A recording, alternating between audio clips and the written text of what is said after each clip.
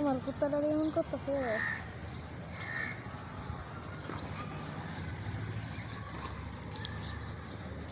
দেখেন আসসালামু আলাইকুম টিকটকবাসী ভাই, দেখেন কুত্তার ভালোবাসা দেখছেন কি সুন্দর করে আদর করতেছে, যত্ন করতেছে। আর আগের মানুষের ভালোবাসা দেখেন, একের মধ্যে পশুর মধ্যে কিরকম মিল দেখেন, আর আমাদের মধ্যে মিল নাই।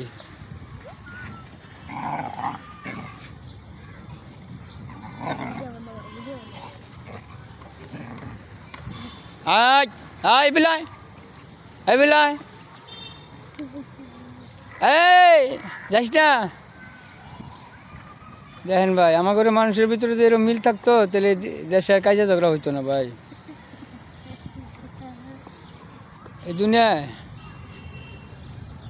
ভালো মানুষ কয়জন আছে ভাই? ভালো মানুষ যদি মানুষের মতো চলাফেরা করতো তাহলে দেশটা সুন্দর মতো চলা যাইতো ভাই।